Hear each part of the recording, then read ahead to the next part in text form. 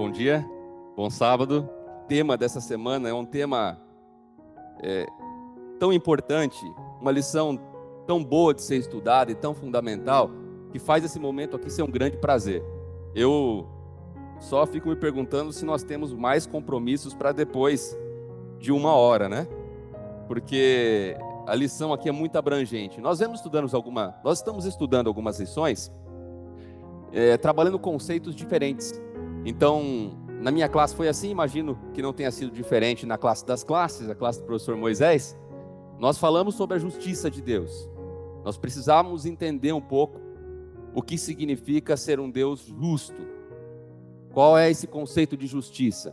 Porque a diferença da justiça que é aplicada no mundo, a justiça que nós, ao longo da história, estamos tentando desenvolver um conceito que ainda não está fechado, porque ele é diferente da justiça de Deus, que é bem mais clara e simples de entender.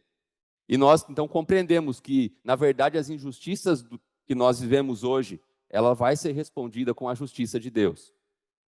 Nós, então, estudamos sobre a misericórdia de Deus.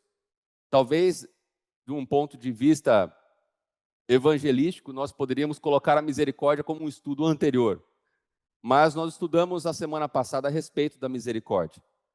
E nós percebemos que Deus escolheu um jeito de ser conhecido por nós. Esse jeito se chama misericórdia. Deus quer ser conhecido por ser um Deus misericordioso. E essa ênfase está em todos os livros da Bíblia e até mesmo no final, no último livro da Bíblia. E especialmente na pessoa de Jesus, que em Apocalipse também é mencionado como Cordeiro de Deus. Misericórdia. E agora nós entramos num outro tema, porque o que nós entendemos a respeito de justiça, o que nós entendemos a respeito de misericórdia, não foi senão um vislumbre de quem é Deus. E agora a lição, ela traz um outro conceito que é importante para a nossa vida. Qual é esse conceito? Esse mesmo que vocês estão pensando. Sabedoria. Mas ela não traz esse conceito alheio a um outro conceito. Sabedoria para quê? Para que você quer ter sabedoria? Para uma vida justa. E por que é importante a lição fazer essa ressalva? Porque hoje nós vivemos um tempo em que tudo tem sido instrumentalizado para o nosso ego. Então, a misericórdia do Senhor, ela tem que servir o nosso ego. A justiça do Senhor, ela é importante quanto um conceito que serve aos meus planos, aquilo que eu quero fazer, aquilo que eu desejo para a minha vida, e muitas vezes isso está vinculado também aos meus sonhos de prosperidade aqui. Então, tudo eu submeto ao meu ego. Então, o autor da lição, ele fez algo muito coerente, que foi nos alinhar em relação àquilo que ele pretendia nos ensinar. Essa sabedoria tem um propósito. A sabedoria da Bíblia não pode ser utilizada fora do seu propósito. Porque se ela for usada fora do seu propósito, ela não vai ser sabedoria. E o problema é que a gente pode descobrir isso quando já for tarde demais.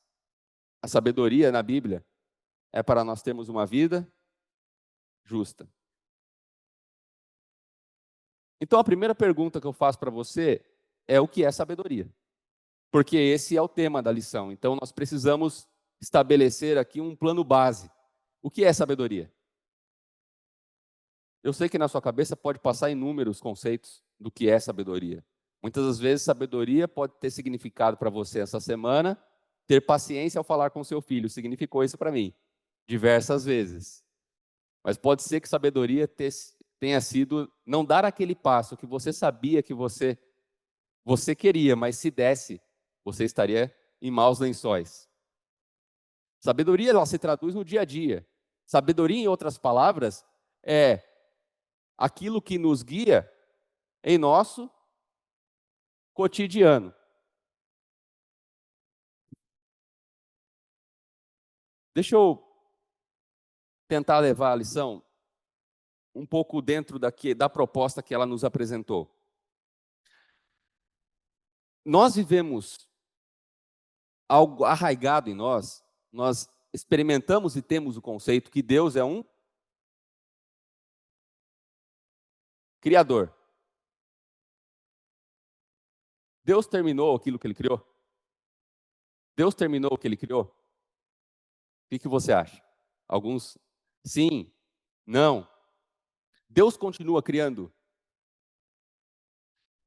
Uma outra pergunta: qual é o método de Deus para criar? Palavra.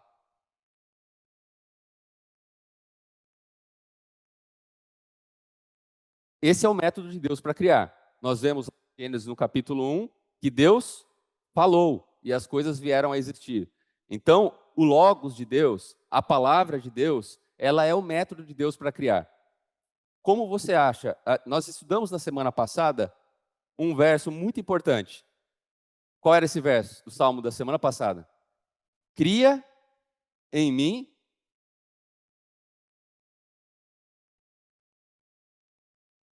O que esse verso nos diz a respeito do método de Deus? É que se existe uma forma, nós, a partir do momento que aceitamos que a nossa sabedoria não vai vir de outras fontes, senão da Bíblia Sagrada, nós precisamos nos enquadrar ao método que é exposto dentro da Bíblia Sagrada. Qual é o método de se obter sabedoria? Qual é a fonte da sabedoria? Deus é a fonte de tudo. Deus é a fonte da sabedoria. Logo, se Deus é a fonte da sabedoria, a palavra, a Bíblia já diz, peça a Deus que Ele vai dar o quê? Livremente. Como Deus nos dá a sabedoria? Através do seu método. Deus tem um método de nos conceder a coisa. O seu método é a sua palavra. E a gente vai estudar como isso funciona. Wagner, é o seguinte, no primeiro dia que eu fui fazer residência em cirurgia, o meu professor perguntou para nós, éramos residentes, ele falou qual a diferença entre técnica cirúrgica e tática cirúrgica. A gente falou, acho que isso é a mesma coisa. Ele falou, não, técnica cirúrgica são as diferentes formas que você pode fazer uma cirurgia. Você pode fazer a cirurgia de diversas formas. Tática é a aplicação das diferentes técnicas dependendo da situação que você está como cirurgião. É a mesma coisa quando você ouve alguém falar esse camarada é muito inteligente e você falar esse camarada é sábio. Qual a diferença? É a mesma coisa? A inteligência é a capacidade cognitiva que você tem de entender e compreender as coisas. Isso é inteligência.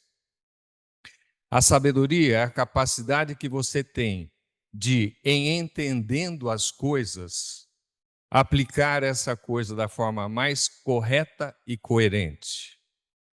Isso é sabedoria. Então, o mundo hoje, você vê pessoas extremamente inteligentes, com raciocínio extremamente eficaz, com comportamento extremamente ético, e você fala, nossa, essa pessoa é dotada de profunda sabedoria. Não. A sabedoria, ela única e exclusivamente, ela vem de acordo com a tua cosmovisão.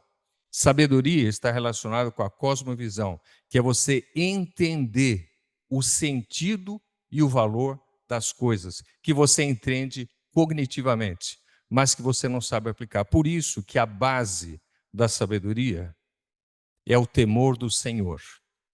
A base da sabedoria é você aplicar tudo que você vê no mundo, mas sob a ótica divina. Isso é sabedoria.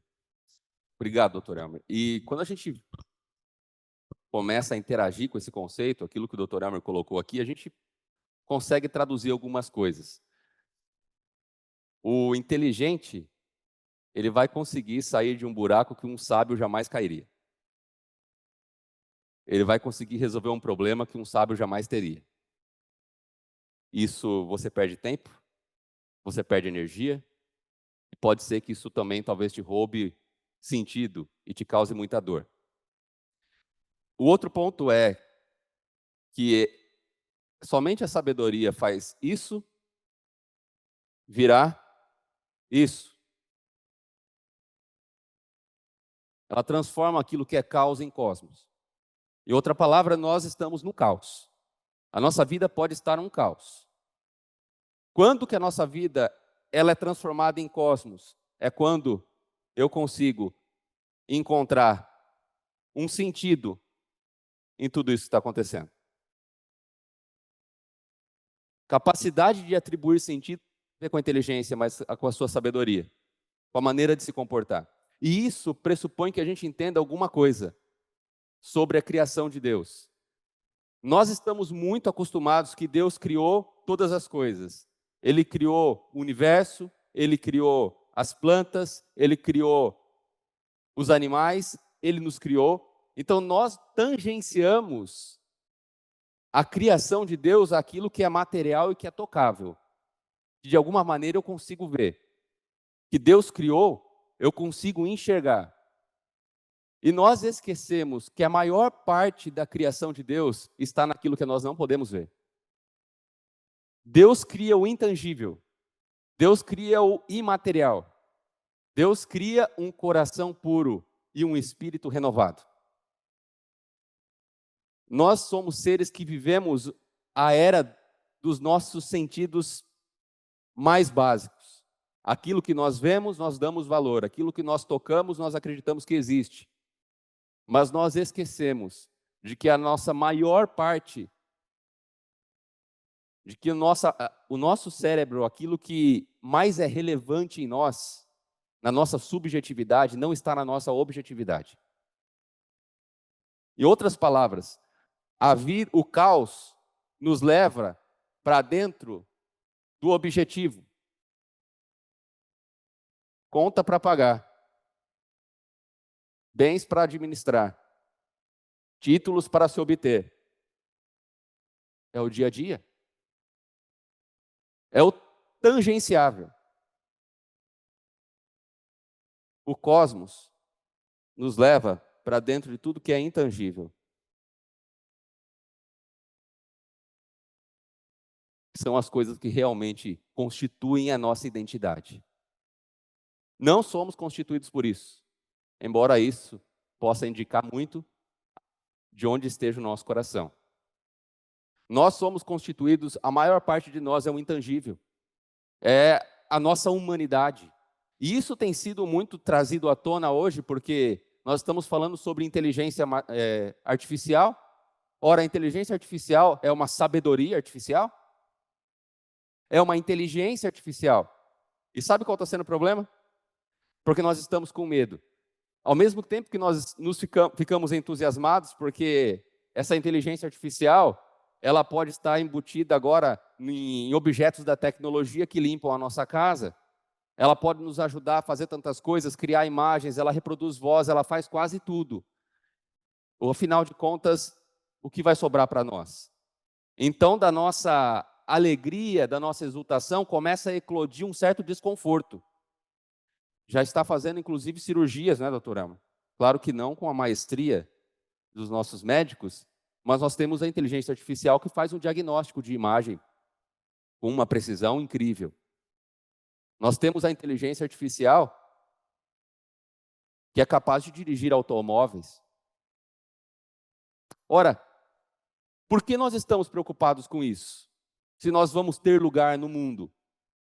Porque nós estamos tangenciando a nossa vida por tudo o que é capaz de se obter com a inteligência e esquecemos do que é capaz de obter com a sabedoria. A sabedoria vai levá-lo sempre para o intangível, onde as máquinas não conseguem reproduzir. Nós estamos vinculados àquilo que é objetivo, material, e perdemos de vista o que de fato é essencial. Porque as coisas importantes são invisíveis aos nossos olhos. E parece que esse é um discurso que nós não queremos mais. E com o tempo a gente começou a se tornar o quê?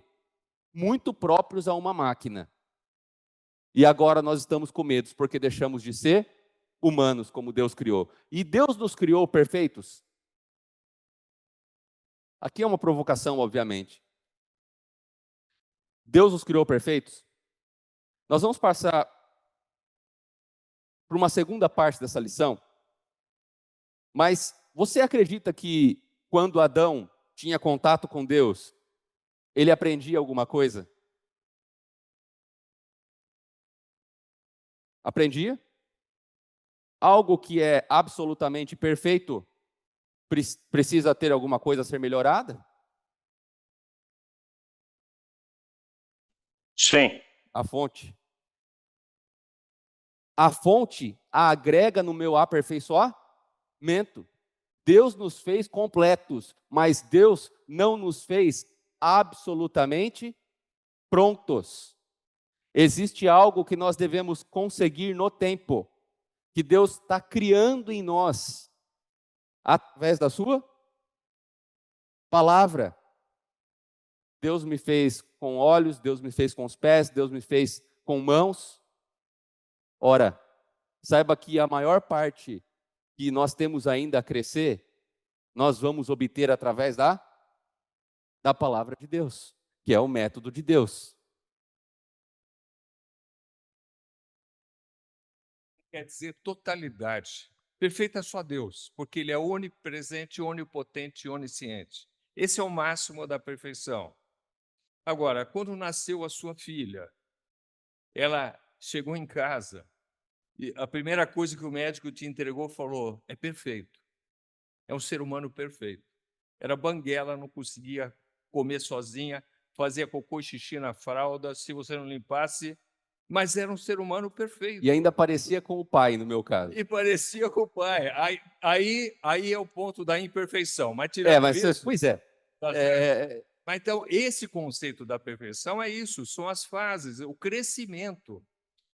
Então, não quer dizer que o ser humano não tivesse a potencialidade total do conhecimento de Deus, mas ele era perfeito enquanto criado, enquanto ser criado. Esse é o conceito que eu tenho.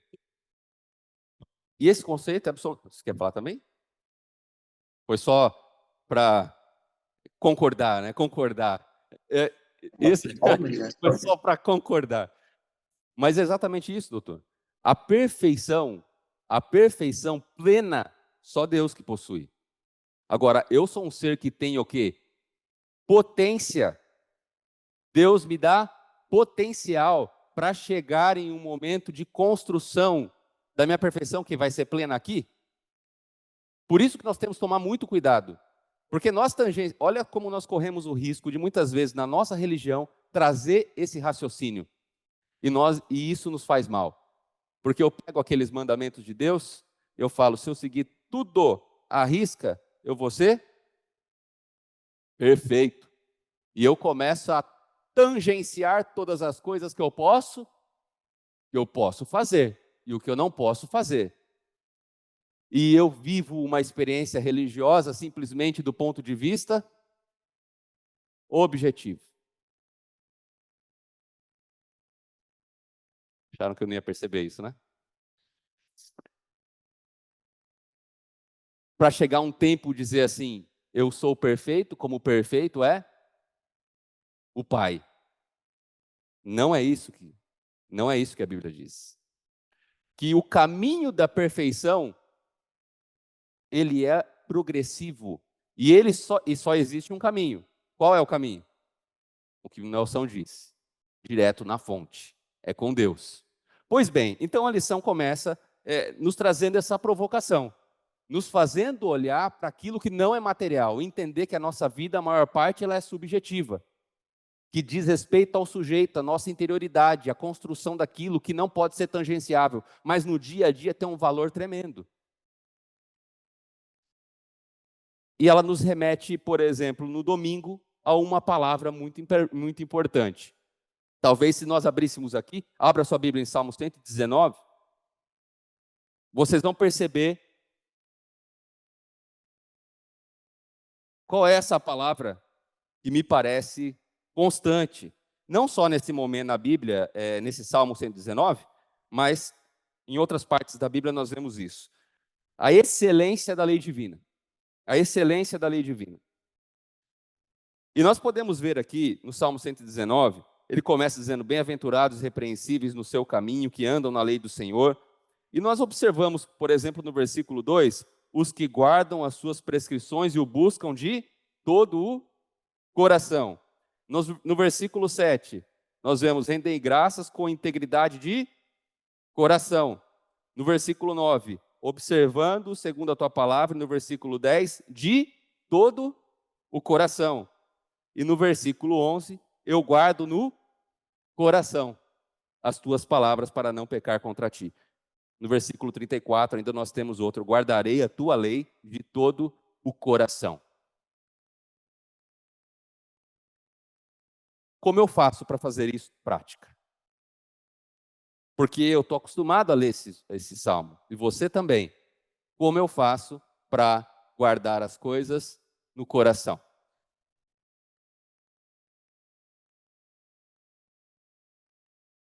Como eu faço para guardar a lei de Deus no meu coração? O que significa isso? Como, doutor? Meditar, ir à fonte, praticar. O coração, ele foi por muito tempo entendido como a nossa mente. Alguns entendiam que o coração é o órgão principal do nosso corpo.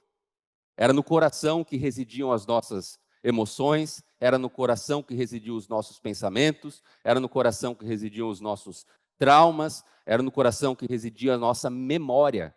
Tudo era no coração. Então, naturalmente, quando o salmista ele está falando disso, ele está se referindo ao coração, mas atribuindo ao coração a característica da nossa mente. E é muito interessante, porque eu guardo no coração. O que é que você guarda no coração? No inglês, nós temos uma expressão: know by heart, que é fazer o quê? Decorar. Então, eu gosto da etimologia das palavras. O que significa decorar? Cor, origem latina, é coração. Quando que você guarda alguma coisa? Deixa eu fazer uma pergunta para você. Quem aqui já bateu o carro? Faz tempo, irmão? O senhor bateu? Quanto tempo? 15 anos. Como foi?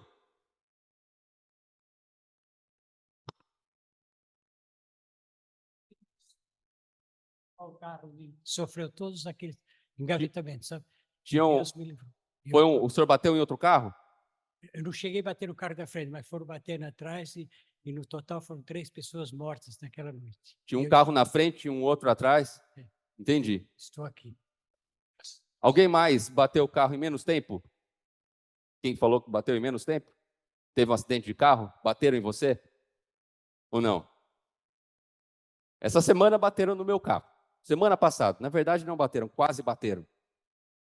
Mas, em compensação, eu quebrei todos os sucos de uvas que estavam no porta-malas. Mas não tem problema, pelo menos não, a gente evitou. Na verdade, eu senti o anjo segurando o carro ali. Mas sabe uma coisa? O irmão lembra de vários detalhes. Acidente que aconteceu há 15 anos. Deixa eu te perguntar, irmão, quando o senhor entrou aqui pelo IAS, o senhor lembra o carro que estava na sua frente? Lembra se tinha um carro atrás? Sim. Lembra quantas pessoas tinham ali no carro que estavam vindo na sua frente ou atrás? Nós não lembramos. Nós não sabemos o que aconteceu quando nós cruzamos o portão desse colégio e faz pouco tempo. No entanto, um acidente de carro que aconteceu lá atrás, nós sabemos a cor do carro, nós sabemos o nome da pessoa, nós sabemos até a placa do carro, dependendo do nosso nível de impacto emocional. Por que nós guardamos isso? Porque isso foi para o nosso coração. Isso teve impacto o quê? Emocional. Se não passar pelo teu emocional, não vai gravar no teu coração. Se não passar pelo teu emocional, você não vai gravar isso na tua mente. Eu tinha um professor de lógica que ele dizia: se ao bater na razão não repercutir no coração, de nada vale. Se não repercute no nosso coração, nós não decoramos. Por isso que muitas vezes nós temos vários professores aqui. Vocês sabem que a influência de um bom professor é aquele que emociona o aluno. No momento da emoção, da sua maior emoção, do seu pico de emoção, você tem seus maiores aprendizados. Você guarda na sua lembrança. Agora você vai entender por que é que os bancos fazem propagandas tão bonitas, né? Quando você está chorando, aparece aquela imagem. Que maldade, não é? Mas é assim que nós funcionamos. E Deus nos fez assim. Deus encontrava com Adão no final do dia para dar para ele a alegria da sua presença. Aquilo gerava impacto emocional, aquilo gravava memória, aquilo construía conceitos de sabedoria. Como nós vivemos a nossa vida religiosa? É com emoção ou simplesmente na era da objetividade? Ou nós nos permitimos que a nossa religião chegue ao mais interior possível de quem nós somos? Como nós interagimos com a palavra de Deus? De forma emocionante. E aqui eu não estou querendo dizer que você precisa estar num culto com alguém tocando. Não é esse tipo de emoção. É uma emoção que ela busca o sentido e ela entende a relevância disso para a nossa vida. Quando nós falamos essa palavra decorar, né? E aqui a gente também vê a palavra coragem. O que é a coragem? Cor. Coração. Agem. Acto. É uma ação do coração. Isso é ter coragem.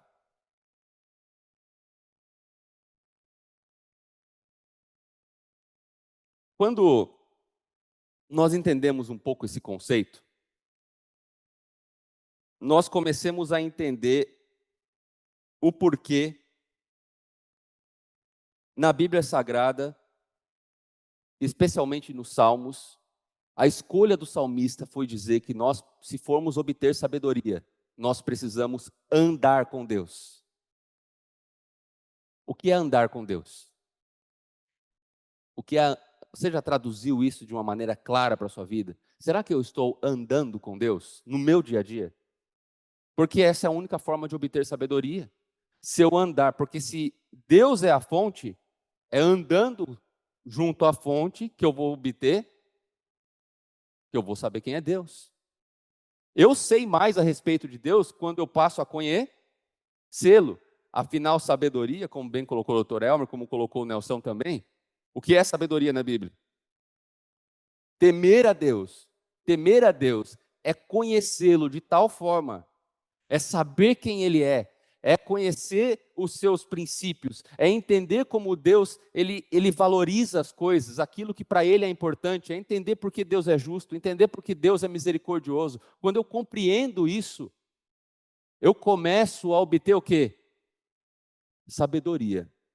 Porque Deus é o Deus de todas as coisas. Então, logo, eu preciso conhecer esse Deus. Aquilo que Deus deseja, aquilo que Deus aprecia, tem um impacto direto na minha vida. Bom, não está sobrando mais espaços aqui. Nós temos um problema aí. Quantos aqui creem em Deus?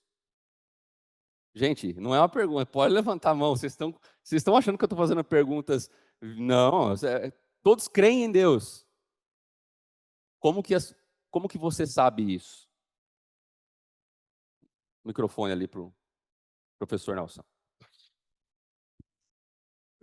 Segunda-feira, primeiro, segundo, terceiro, quarto parágrafo do comentário da lição, eu havia grifado aqui. A sabedoria na Bíblia descreve não apenas inteligência, mas reverência a Deus. A sabedoria de que precisamos é a de como contar os nossos dias. É o texto de Salmos 90, 12. Se podemos contar nossos dias, isso significa que são limitados e que sabemos disso. Viver com sabedoria significa viver com a consciência de que a vida é transitória, o que leva à fé e à obediência. Essa sabedoria é adquirida somente pelo arrependimento e pelos dons divinos do perdão, compaixão e misericórdia. Realmente me chamou muito a atenção esse comentário, que aqui tem uma síntese do que faz parte da sabedoria na visão de Deus e na visão do mundo cristão, né? Em outras palavras, Nelson, aquilo que você está nos dizendo, e a lição nos alerta, quando ele menciona, ensina-nos a contar os dias, uma coisa já deve soar em nossa mente, é que viver é uma coisa urgente. Quem tem tempo tem pressa. Se você sabe pouco tempo lhe resta, você tem que entender que a sua vida tem que ser vivida sob uma perspectiva de urgência.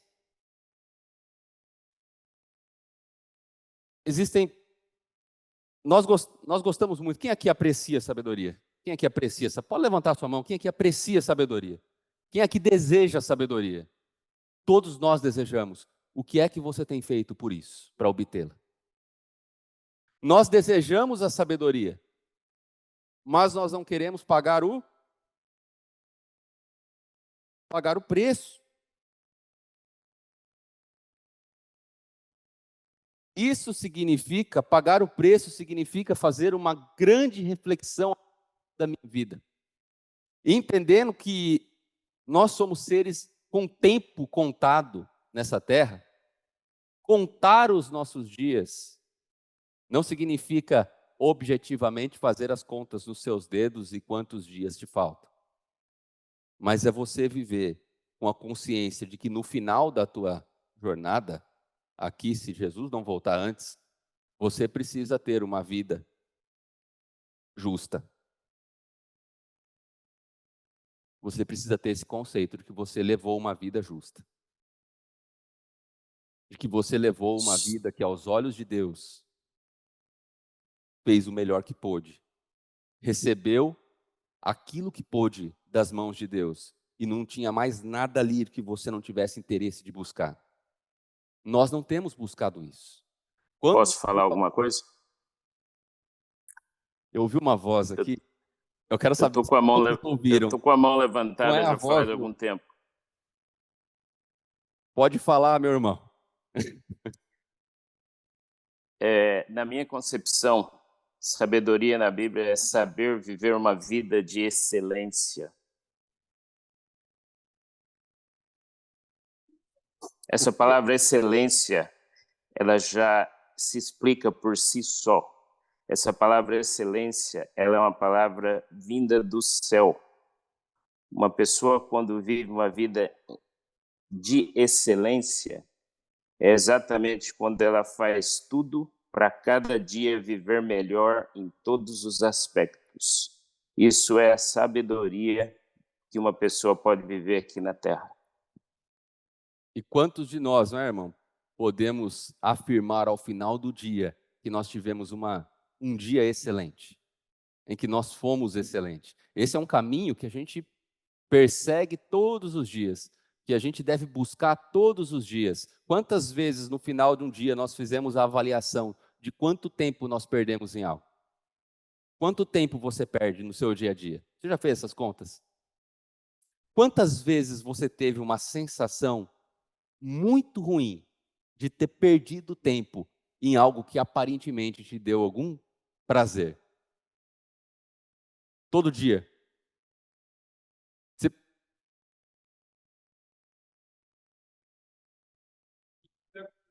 Foi lá que eu fiquei 4h30 no celular.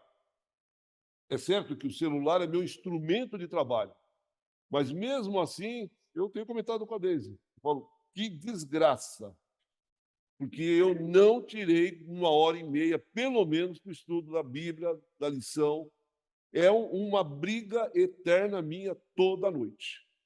E isso que, no meu canto, eu sou velho, já tenho o canto da mesa que é meu, tenho minha lição, minha Bíblia, mas aqui está meio bagunçado, você deixa tudo aqui, por favor, não mexe nisso.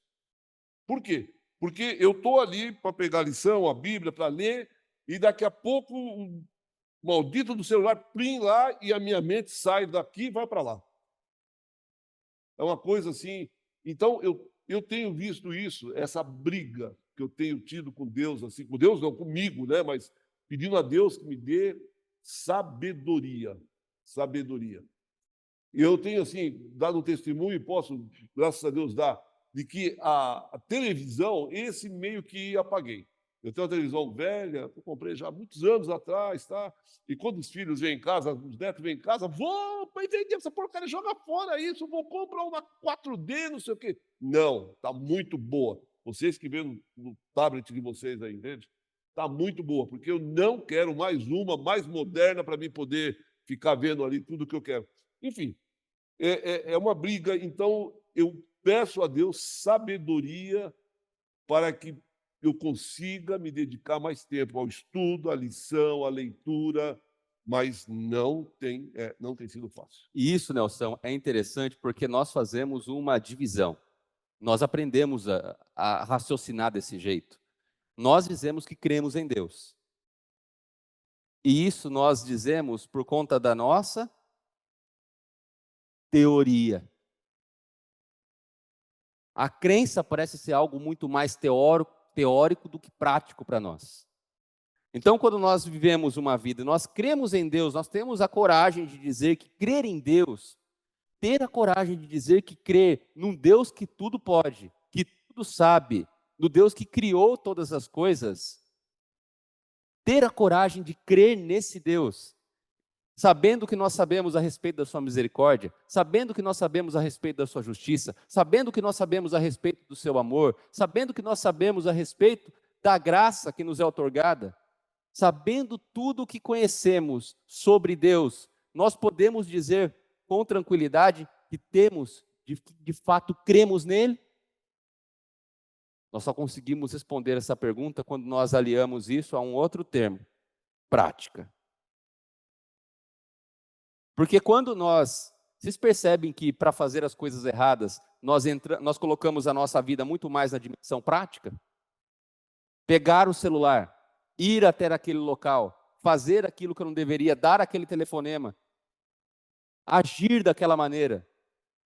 As coisas que não são sábias, nós trazemos para a dimensão prática.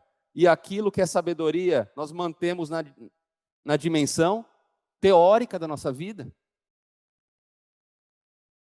No fundo, parece um medo de confrontar situações como essa que o Nelson colocou, que nos faz ir para a cama com aquela sensação de que perdi tempo, porque todos nós vivemos com um barulho na nossa cabeça, que é o tic-tac. Isso é inescapável.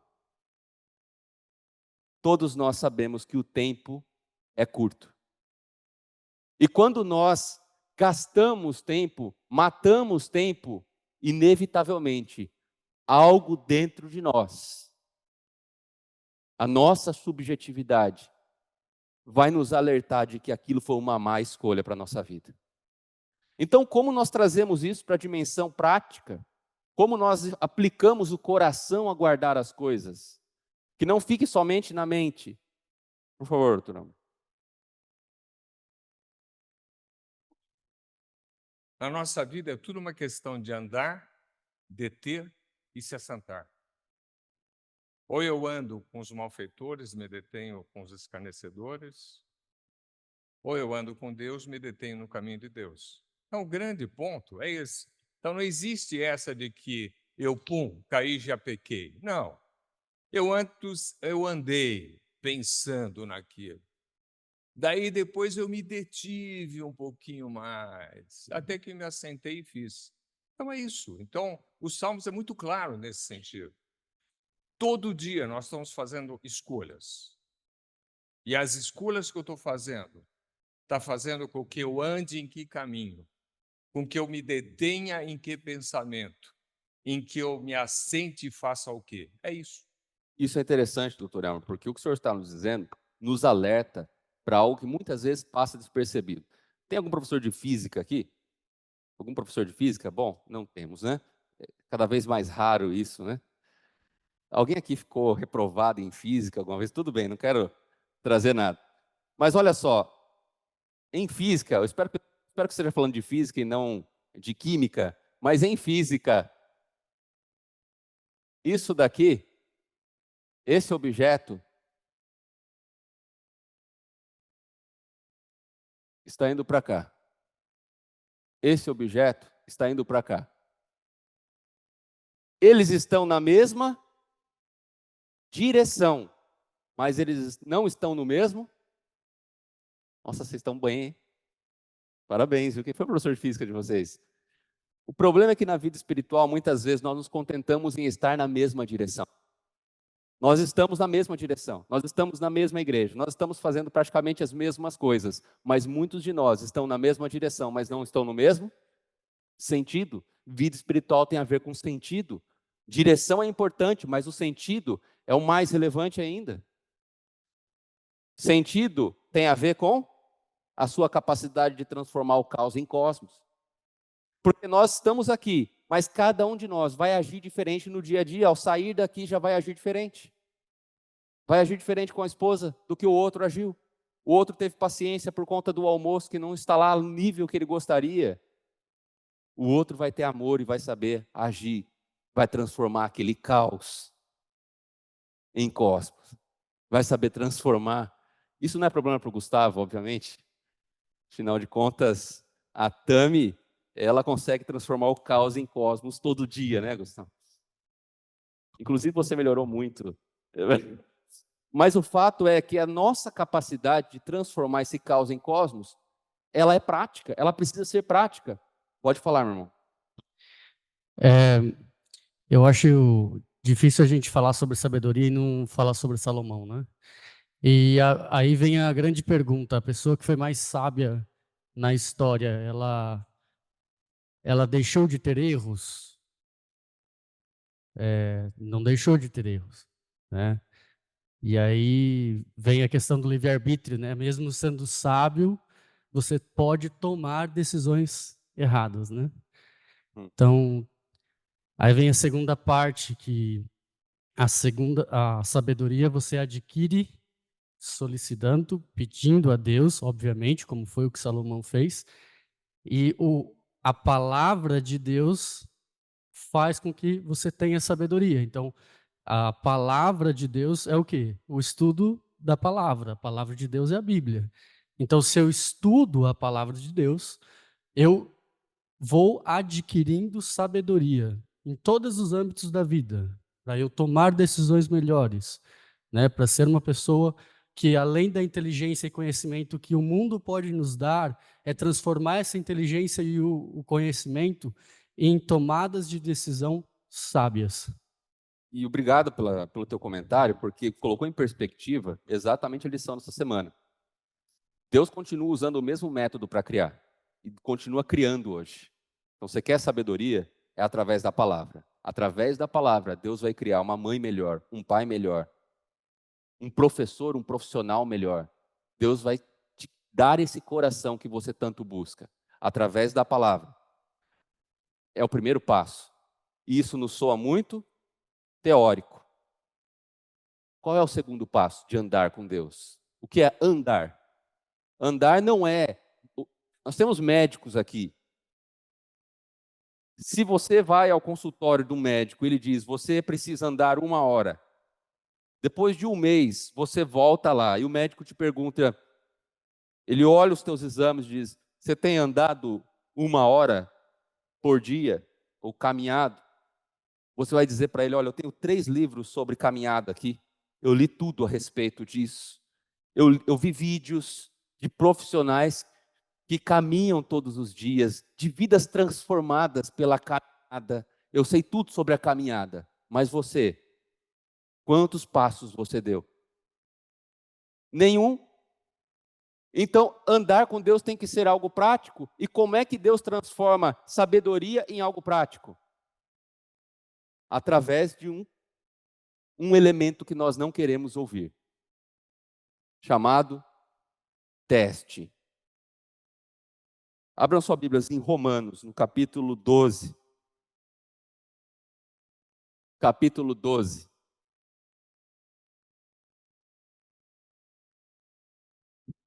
Oração.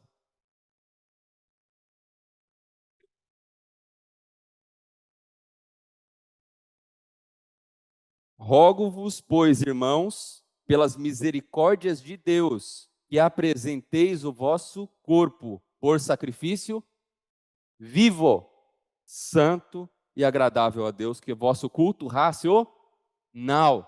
Percebem como essas coisas estão todas conectadas? Quando nós precisamos entender que em algum momento da nossa vida, nós vamos precisar fazer uma análise criteriosa de quem de fato nós somos e em qual sentido nós estamos caminhando. E isso pode acontecer de algumas maneiras. O ser humano muda pelo menos 4 razões. Uma primeira razão pelo que um ser humano pode mudar, sair do sentido errado para entrar no sentido certo, é através da dor. Quando nos fere, quando nos machuca de tal forma que nós não podemos agora seguir a vida como era antes. A dor muda o nosso sentido da vida. A dor muda. Agora, o que mais nos muda? Convicção. Convicção. A convicção vem do quê? A convicção vem muitas vezes de um Discernimento. Discernimento. Obrigado, meu irmão. Conhecimento. A partir do momento que eu sei alguma coisa, eu preciso mudar. Porque vai ser constrangedor dia a dia conviver com o meu cérebro dividido, com a minha mente dividida, com o meu coração dividido, sabendo o que eu sei, mas fazendo algo completamente diferente. Então eu mudo. Por que nós mudamos? Quando nós nos sentimos muito inspirados ou motivados. Aquilo nos capturou de um jeito que falou a nossa subjetividade, que falou no meu coração de uma tal forma que de fato eu assumi como minha essa responsabilidade. E eu mudo. Por que as pessoas mudam? Por gratidão. Isso é muito bonito. O que é gratidão? Gratidão é aquilo que você é quase que uma dívida que você tem por alguém que lhe deu algo. E você não sabe como pagar aquilo, a não ser mudar completamente e dar o que a pessoa te deu para as outras pessoas também. Isso é gratidão. Gratidão acontece, por exemplo, numa sala de aula, quando aquele aluno que ninguém conseguia ajustar ele, mas aí um professor com a vida dele de uma tal maneira, dá uma atenção para ele, que transcende tudo que nós vemos da objetividade. Aquele professor fala a subjetividade dele. E ele se sente grato, que ele diz, eu quero ser esse professor para outros alunos. Isso é gratidão. Como nós vemos na Bíblia? Todos esses elementos. Mas um deles é o mais desconfortável. Qual que é? Porque nós queremos sabedoria, mas nós não queremos pagar o preço. Nós queremos sabedoria, mas nós não queremos o sacrifício. E o que Paulo vai dizer aqui? Apresente a vossa vida a Deus como um sacrifício. Isso faz parte da vida de pessoas maduras, que aprenderam que se existe um preço para pagar por essa sabedoria, eu vou pagar esse preço. Se eu preciso mudar e refletir nas minhas práticas, que eu sei que eu não concordo com isso, isso me traz um pouco de prazer, mas eu sei que está errado. Essa reflexão, nós precisamos fazer esse enfrentamento. Só que esse enfrentamento, ele na maioria das vezes, vai ser o quê? Desconfortável. Nós não queremos isso. Nós queremos trocar a sabedoria, que é o que nós fazemos normalmente, por um pouco de felicidade. E uma felicidade de curto prazo, de prazer rápido. Quantos, por exemplo, estão muitas vezes em um relacionamento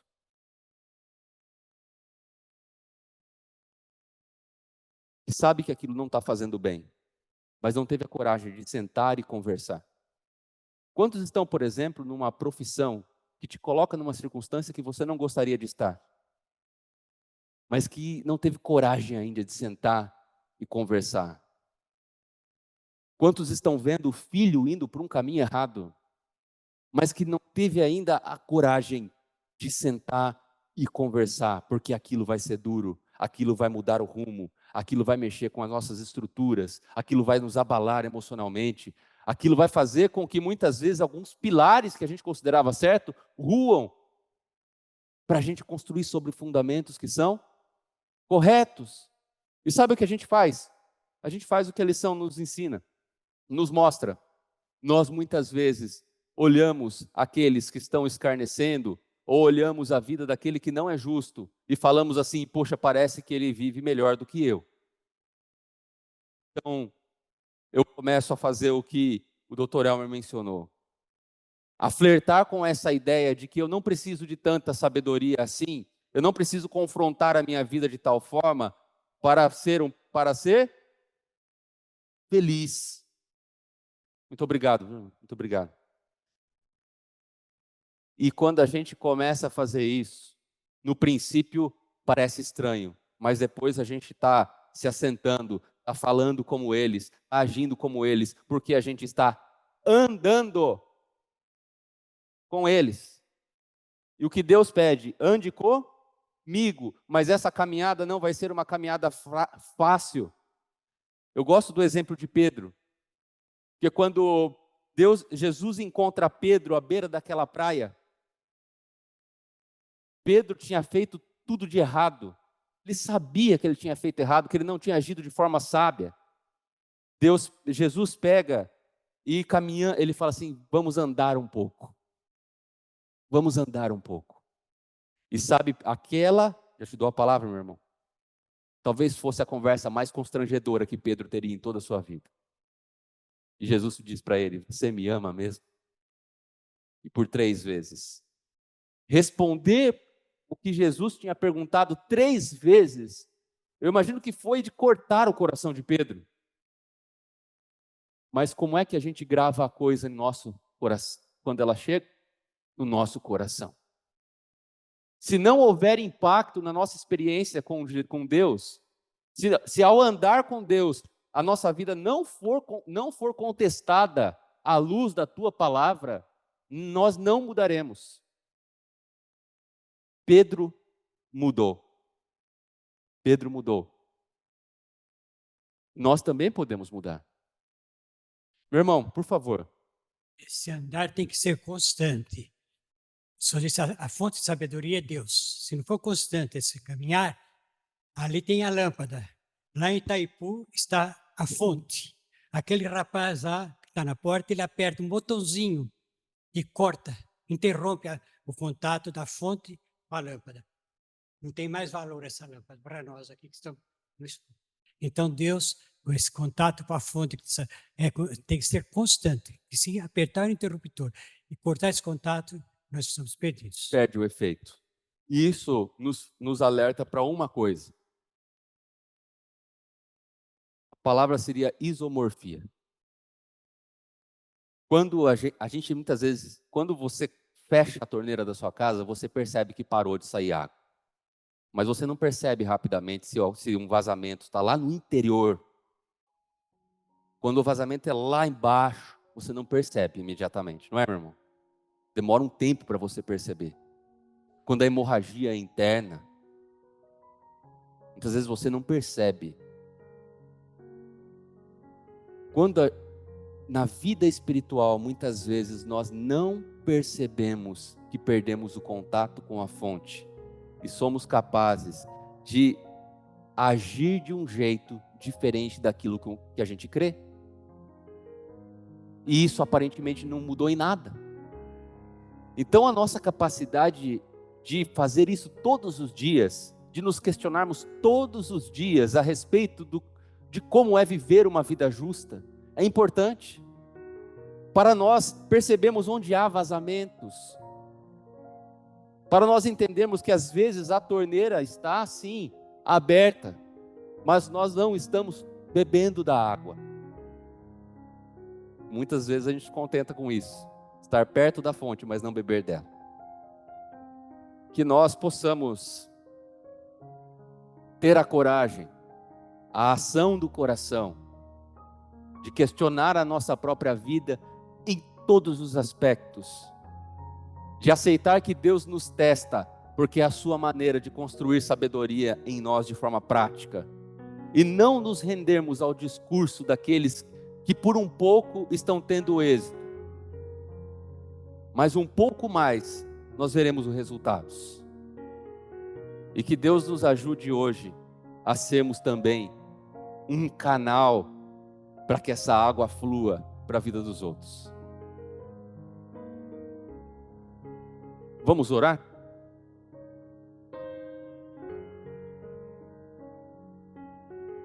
Querido Deus e Pai,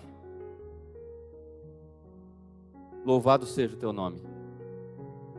Nós não estamos senão diante da maior, melhor e única fonte de sabedoria.